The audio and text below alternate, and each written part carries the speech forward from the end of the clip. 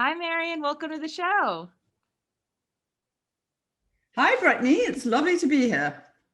Oh, it's so great to have you. We met during my office hours a few weeks ago, right? We did. We did. I think we met on a WOW call, was it originally? I think. Oh, yeah, And Women of I was just Wearables. so attracted. I was just attracted to what you're doing and the fact that you're so heavily immersed in femtech and female founders and all of that. It just ticked all my boxes. I thought I have to speak to you. I'm so glad that you did. Yeah, Femtech founders are my favorite because y'all are working on such important work, and everyone in the industry is just so compassionate and collaborative. And so it's really, I feel so lucky. You guys are my best coworkers ever, Well, honestly. I think it's kind of women doing it for women, isn't it? And it's just this Ah, amazing, it's just an incredible collaboration. yes. And women are just left to fend for themselves so badly, whether it's with PMS or postnatal depression or perimenopause, menopause. Nobody teaches you. You're born with this body and you've got no manual. No one teaches us how to deal with anything at any life stage, and the doctors aren't educated. And so we just get left in a terrible state. And I just feel this deep sense of injustice. I think that's what motivates me. And I feel that we just need to really focus on it. And now it's becoming fashionable for females to be founders. And thankfully, more than 1% of funds are starting to come to female founders. And as you say, we have very important work to do. Yes, we do. And I like to think that the men that have come aboard Femtech are like really well-behaved ones. Like they get it, like I feel like we know they are just they're just weave dried in. They're not sticking out like sore thumbs. So I always appreciate that. Well, listen, men have to live with women as well. And obviously, they want the women to be well and to have decent interaction with them. And we did a survey on men about menopause. And the men said that they felt really frustrated and rejected, even and scared Yeah. because they didn't really recognize the person that they were living with and they didn't dare have a conversation.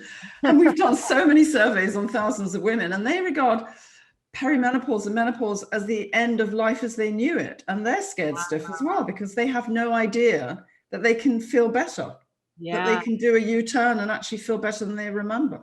Wow. Well, let's get into that. So first, I'd love to kick it off this interview with telling us about your background. Where are you from? What did you study? Did you have careers before you got into the menopause one? And then how did you end up here? Yeah, very good question. Okay, so I actually originally trained as a dental hygienist, and I did Whoa. nutrition and some counseling, and then I was on maternity leave, and my husband at the time and three other doctors were setting up the British Society for Nutritional Medicine because I'm from London, and we were going to educate doctors about nutrition. And I was breastfeeding my second baby, and they didn't think I had much to do. So they gave me 10,000 medical papers to sort into conditions. And I found 200 of them on PMS, on the natural approach to PMS. And so we developed a program for my husband's clinic based on those programs. And I trained his nurse. And before we knew it, fast forward, we had the media all over us, and we were getting over 2,000 letters a day. It's before emails. And we literally helped tens of thousands of women around the world to manage their PMS naturally. And 94% of them were completely symptom-free within 4 months. Wow. And so then a few years later, there were publications on menopause, on the natural approach to menopause. So eventually, we tweaked the PMS program and turned it into a menopause program. And that's how it all began. Wow. And it was really the demand, and also me seeing these just terrible cases of women feeling suicidal, aggressive, just lost sight of themselves, and completely spiraling out of control. And when I realized it wasn't necessary and that the doctors aren't educated, for example, last year, or it's not last year now, it's 2019, there was a Mayo Clinic survey on doctors and gynecologists in the US, and only 7% of them said they felt adequately educated to help women going through perimenopause and menopause. And That's I just, insane. it's atrocious. Yeah. And so we've talked about menopause on the show before. So I think my listeners, we kind of understand the basis of it. If you don't, listeners, we got plenty of episodes, just scroll for menopause. But I don't think we've ever really talked about how food and there's natural like things that you can do to subside your symptoms. Can you tell us more about that? Like, how does that work? And what kind of food are we talking about? Okay, so in the beginning, how we discovered this was through the research, and then we did our own research. So we did studies on 5 separate populations in collaboration with the local hospital, family planning clinic, mental health services, and in the workplace at Kimberly-Clark. And we found that between 50 to 80% of the women had low levels of important nutrients. So this was going back, these are women of childbearing age. And so nutrients like things like magnesium, zinc, iron, essential fatty acids, vitamin D, calcium, that kind of thing. And we came to understand that when you have a shortage, as women very often do, in fact, the research now shows that billions of women around the world have nutritional deficiencies. And when you have low levels, it affects your brain chemistry and your hormone function. So it actually changes the color of the lenses through which you see the world. And unless you know how to meet your needs and have what I call a midlife refuel, then you don't have a chance of feeling really well. So that's the first thing. Second thing is when you get to perimenopause, when you're born as a baby girl, you've got millions of eggs. But when you get to perimenopause, those eggs are falling off. And by the time you reach menopause, your ovaries are packed up. So the factory's closed down. You've got empty estrogen receptors sites within the cells. But the brain doesn't get it because 100 years or so ago, we weren't living much past 50. Yeah. So it didn't really matter. But now that 40 something represents halfway for so many of us, it matters a great deal. And so we need to fool the brain into thinking you've got normal circulating estrogen or estrogen. And we can do that by consuming foods rich in those. So Mother Nature gives us all the tools we need. But again, we're not educated and we don't know how to do it. So going back to your question of what do you take? Well, you take nutrient dense food. And in my new book, and in fact, in all my books, I've got lists of foods that are rich in important nutrients. So you can detect nutritional deficiencies because Mother Nature shows us on our skin, our hair and our nails exactly what's going on in our body. But again, we don't know how to recognize those signs. So if you've got cracking at the sides of your mouth or patches of greasy skin or red skin or dry skin or pimples on your upper arms or your hair's not growing very well or it's brittle, all of those things mean something in terms of nutrients. So we teach women how to redress the balance, put back into their body what time and nature has taken out so that they can actually get turbocharged. And then we teach them about Mother Nature's foods that are rich in estrogen, things like soy, flax seeds, there are supplements that contain red clover. And we teach them how to incorporate those into their diet and lifestyle little and often because the receptor sites don't stay full for very long. And then the brain thinks everything's normal. So it's a bit like winding back your biological clock and everything's back on an even keel. The factories open up again. You get lovely results in terms of things like the hot flashes and night sweats disappear. You stop feeling anxious and achy 90 before your time. And you also start to get your mojo back. So you feel switched on from the waist downwards. Instead of having vaginal dryness, the cells that produce the mucus go back into production. And so it's a really good time in your life to have this refuel and then turn the page and get on with the next chapter and do anything you like. Because when you get to midlife, as you know, women are very wise.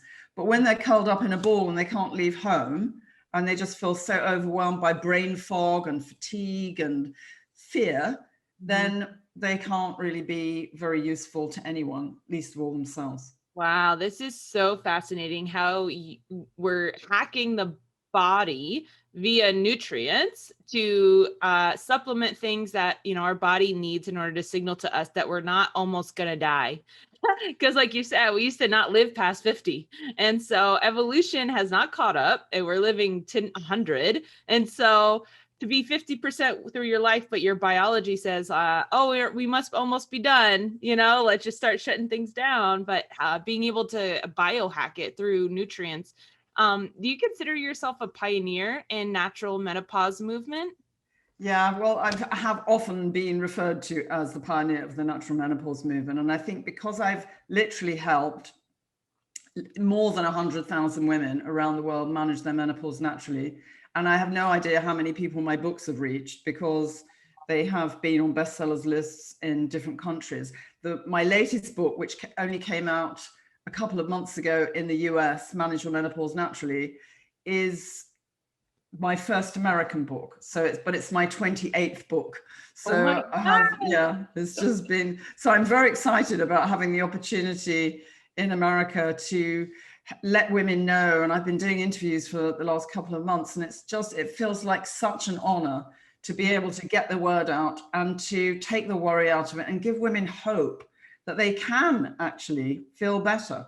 They can reclaim their well-being. They can get their libido back, because our surveys, again, on thousands of women, show that 70% of women lose their libido at menopause, and 50% of them have vaginal dryness. And so many women just feel crippled at Yeah. this life stage, and they have no clue that they can get it all back again. Have you noticed any difference between the menopausal women in like England versus Europe in general versus the US? Is there certain things like US women are lacking more in terms of the nutrients, or are women in menopause the same everywhere? I think there's a different attitude. I Hmm. mean, I think women generally find it hard to accept that they're of menopausal age because we all feel far too young. So that's the first thing. And in the US, I think that's even more so, because there's this real drive to be youthful, look youthful, and, not really own up to your age at all. And so I think it is hard. And so that's why we are aiming to change the paradigm in the next 5 years, so that instead of talking about the M word, we're going to talk about midlife refuel. And we're working with corporations. We've partnered with Virgin Care, and we're working with other corporations as well in the workplace. And eventually, women will come to understand that in their 40s, they're entitled to a midlife refuel. And that's all it is. They may have had babies and done some breastfeeding, or they've lived life in the fast lane. They've been senior executives and they haven't really had time to nurture themselves, because we usually, as women, we're bottom of our own priority list. Yep. So we'll have this midlife refuel, and maybe there'll be a midlife refuel for men as well. So we won't have, because at the moment, I think the statistics show that 1 in 4 women are leaving the workplace because of menopause. And there was a big survey in the UK a couple of months ago on doctors, female doctors, and 90% of them, or more than 90% of them, say that menopause is a huge problem for them. And 45% of them are either thinking of leaving the workplace or working less hours. And that made me cry, because everything we do is based on published medical research. And I'm thinking to myself, well, why haven't they read the research? Why aren't they even able to help themselves, let alone their patients? Yeah. And I feel like we're all fighting so much for women empowerment, get women in leadership positions, get women on boards, diversify. And then, but if we don't consider women's health and how they feel, regardless of how much we empower them to shatter glass ceilings and get to the top, if they don't feel good and they need to like tap out, like all of our efforts are not really worth it, right? And so like I am fighting for women's health and wellness because I believe that the empowerment and the leadership and the sitting at the table will come with that. I 100% agree with you. And honestly, I've had senior executives who've been so scared to go to meetings because one of them used to pass out with her hot flashes. Oh gosh. And I had another one. In fact, we made a film, and I've got stories in the book. And one of the stories is Professor Jo Brewis. And I met her at a menopause conference because she was one of the authors of the Government in the Workplace conference on menopause in the UK. And publication rather, not conference. And she admitted to me that she felt she couldn't stay in the workplace. She thought she had early Alzheimer's, dementia. She couldn't string a sentence together. She couldn't remember her colleagues' names. And she was so frightened. Plus, she had a whole host of other symptoms, including fatigue and constipation and acne on her face and depression. And so I said, come on our course. And I got this 6-week virtual course. She came on it. And by the end of that, Her memory came back even in 6 weeks, even though it's a 5-month program. She had no depression, her skin cleared up, and she has gone, that was more than a year ago. She's now been made head of department at her university. Wow. And she's what she described in the film that we made last year. She describes herself as practically a new woman. Wow. With a great big smile on her face. Just her, what she ate, right? We changed, well, the program is, the 6-week program, which is the book is based on, consists of making dietary changes. So we're boosting nutrient levels to get the nutrients into an optimum range. We're taking out foods that may impede the absorption in the first place, just in the short term, while we have the refuel. We're teaching women how to have naturally occurring estrogen. So we satisfy those estrogen receptors. So the brain is fooled into thinking you've got normal estrogen. We're doing supplements that have been through properly conducted clinical trials around the world. So these are not my supplements. These are supplements we found through published research. And they apply to different symptom sets. So chapter 4 in the book, for example, is all about the supplements so that people can actually choose the science-based supplements. Because if you look at packets of supplements on the high street shelves, they don't necessarily contain what they say on the label, according to research, which makes me feel really angry because women are being duped. And then the next part of the program is formal relaxation. That helps to turn off the flushes and rewire your brain, and exercise, which helps to release the lovely endorphins, helps to speed up your metabolism because that slows down at midlife and people tend to pile on the pounds around the waist and they can't lose it. And so it helps to keep you in really good physical shape as well as mental shape. And so all of those things together, I describe my program as a pie. So you've got these little slices and you can't just have a bite because it's not magic. You have to have a taste of each slice to get the benefits. Got it. Got it. And, it sounds like you've done, because we have a lot of aspiring femtech entrepreneurs. We have a lot of people that are, maybe they have a solution and they want to get out there and they're like, what's the best way? And some people say an app. Some people say a book. Some people say, how do I get this to women? It sounds like you've taken a very media approach in the past with like the books and speaking engagements. And now it sounds like you have like a virtual course. And what's your experience been like in terms of impact on women? And how do you reach them? Like, is writing a book, like, are women Googling for books? Like, is that what they want? Or like, do they want an app? Do they want a website? What's been your experience with that? I think different women want different things. They learn in different ways.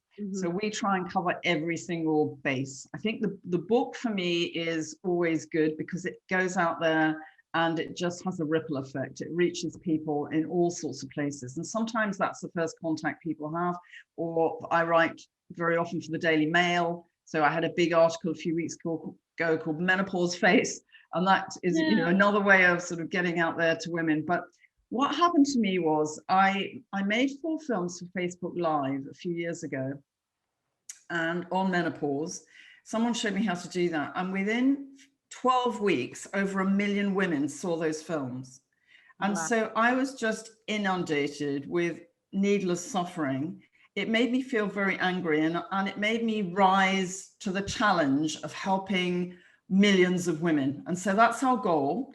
And so in order to do that, we have to develop tech. So we started off with a very basic 6-week program because Facebook wasn't enough. It doesn't have a memory. So we took my 5-month program, which is all based on research and helping over 90% of women be symptom-free within 5 months. And we broke all the research down into 6 modules. And so that's how it all started. And we thought, okay, we'll teach women about the research, and in 6 weeks, we'll teach them how to manage their menopause naturally.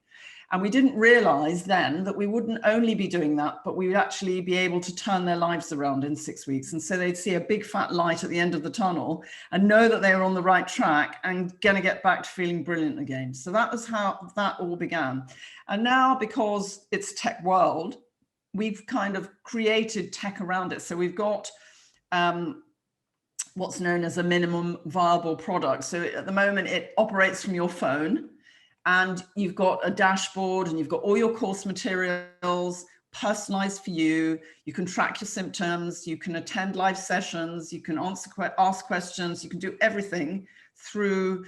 It's a web-enabled app rather than an app you can get from the App Store. So, and now we're looking at raising funds to take that tech further, so that we will be creating artificial intelligence. And what that means is we're taking all the real-time research and all the symptoms and suffering and medical history and merging it all together in a neural network sandwich, so that it will, rather than it taking half an hour. So for example, if you wanted help, you'd fill in a questionnaire that would take you a while to fill in. It's kind of 4 pages. It takes me or one of my nutritionists half an hour to write your personalized program. So eventually the tech will do that. Yeah. Yeah. And it will help to motivate women, because we're all human. And when you start feeling better, then you think, oh, I don't need to do this anymore. So we need signposts and motivation, and to make it fun, so that it is really enjoyable. And there's a whole community side to it as well. And the women love it. And it really, honestly, I see the most incredible transformations every week of my working life. And I feel so privileged to be able to do this as my day job.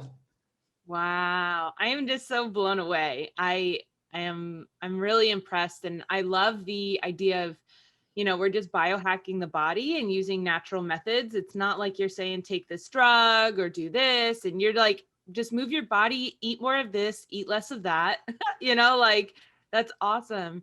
And if women are taking hormones, because obviously some women do choose to take hormones, we don't use them because we don't feel we need to, but you can do the two things in parallel, especially getting your nutrients into an optimum range, because you're never going to do that with hormones. And if you're going to live and be 80, 90 and 100, you want to be in really good shape.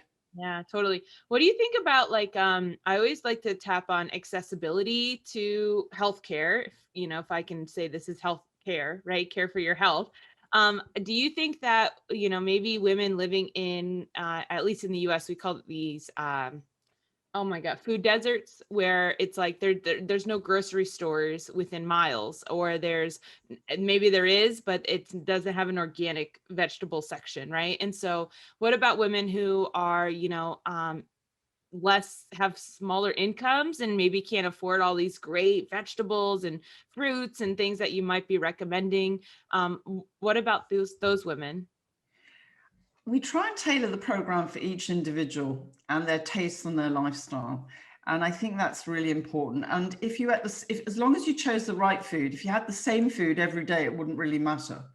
And I think these days with online supplies that you can get more food is more easily accessible, that you can get delivered. And sometimes you can get, if you live out in the sticks, there might be boxes of thick produce that can be delivered to you if you look around for it. I know certainly in the pandemic that one of my friend's sons set up this whole system where he would go to the farm and collect all the food, and then he was actually delivering it to people. So and it wasn't that expensive. So I think that this is not necessarily, and I also stress, it's not for people that love cooking. In my book and in our course and the dashboard and everything, we've got recipes and menu plans, and it can get nice and sophisticated. But equally, for people that hate cooking or can't cook, there are so many fast options and shopping lists and things like that. So it can be really accessible. So I don't think that it has to be complicated or expensive. It can be very simple and very nourishing. And sometimes people can sprout their own things at home in pots, or if they have a garden, they can grow some things, and you can become a bit self-sufficient and cut down the cost of things. So there's lots of different ways around.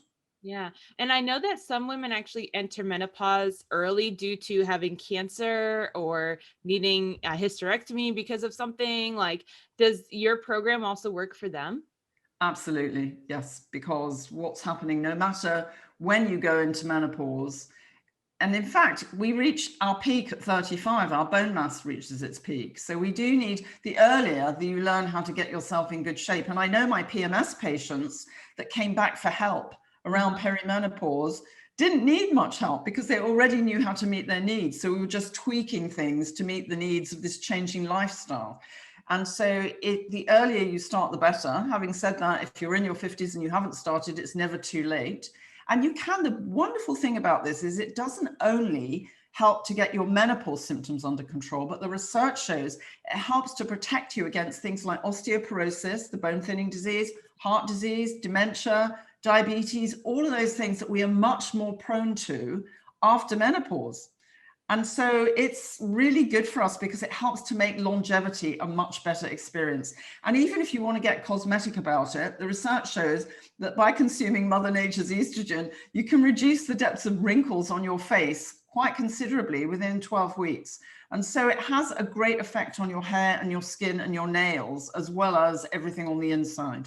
Which may not necessarily be, that's the health that people are going for. But I know for myself, when my hair feels good, when my skin is clear, my nails are good, like I feel good, right? Like it kind of motivates all the other things too. You keep saying the research, which as a scientist, I love that. Thank you for basing your things on data. It's like something that's, I don't know, not popular enough nowadays, unfortunately. But who's doing this research? Are there lots of labs out there? Are there lots of researchers studying this? Like, is there a menopause research book? Like, who's doing this research? Well, it's research from all around the world. And we do what I've specialized in over the years is bringing together the world literature and putting it into easily understandable form. So in the book, for example, in the chapters, I've got an interpretation of the research in the research roundup. And then at the back of the book, there's a big chunky section on the medical references so that people can, if you're a doctor or scientist, you can actually go and look at those references and check them out. So I think it's really important. Everything we do is based on published research, every single aspect of our program. Wow, I love it. Is there research that you wish was done that you're like looking to cite it, but it's not done yet? Because we also have a lot of scientists listening in. So are there any areas of research you wish would have more? Tons. I mean, I think that what we're going to need in the coming years is we're going to need data scientists and psychologists to help us to really motivate women and make it easy so that we can signpost them and make it even easier than it is at the moment. I think the other thing is that we know Forbes said in 2019 that lost productivity associated with menopause is costing $810 billion globally each year. And so we did a survey on 1,000 working women in the UK, and we found that 84% of them said that their productivity was affected for more than 9 days a month. And we calculated that was about $6,500 per woman per year. And that didn't include lost talent. And so what we're doing at the moment is we partner with Virgin Care and some researchers, and we're going to look at delivering the program. We're measuring symptom scores and lost productivity, and we want to demonstrate the economic model, because I don't really think in the next 5 years that doctors are going to get educated, but I do think that corporations will. And so I really welcome, and there are all sorts of other things. People are, they're creating wearables. So just anything that's going to help women, because we need to be able to measure what difference we're making. With a wearable, I'd like to know what's that doing? How many hot flashes are they having? Because at the moment, it's all self-assessed.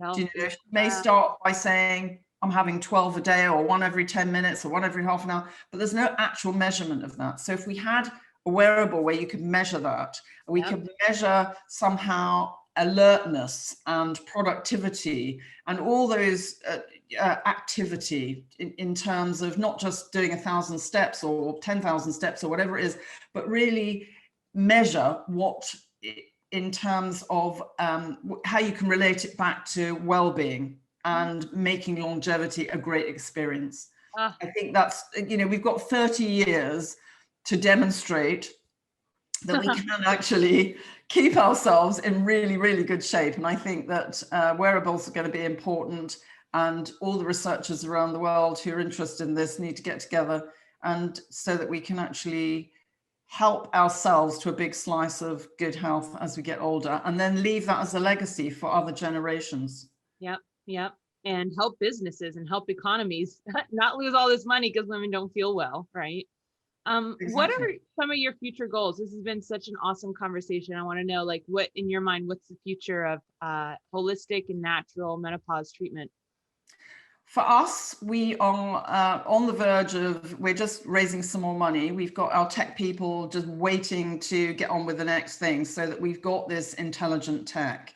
And once we've got that, hopefully by the end of this year or the beginning of next year, we will be able to scale and reach millions of women. And we will be able to help people within corporations. Hopefully, we'll be able to help educate the doctors and other healthcare professionals, and also reach women in far-flung places who haven't got the resources. Mm-hmm. So through a charity, to give them techniques and tools to help themselves to better health. And then eventually wind that back for younger women as well, so that women who've got PMS and postnatal depression, and so that we actually create the manual for this body, and it will stand us in good stead no matter what. You know, we don't have to have these mad teenage outbursts or terrible postnatal depression or Yeah. ghastly PMS where we feel like strangling someone, you know, and menopause where it feels like we're in God's waiting room. It doesn't have, none of that has to be. You can feel really brilliant if you know how to meet your needs. And so I'm on a crusade to make sure that happens. And that's really my legacy.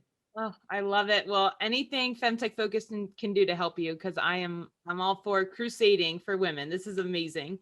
I have last two questions that our listeners really love. The first one is, if someone wanted to start a Femtech company, what's an area in women's health and wellness that still needs innovating? Well, apart from menopause and perimenopause, which I'm concentrating on, I think there's a whole load of them. PMS, no one's doing anything properly on PMS. We've got all the data.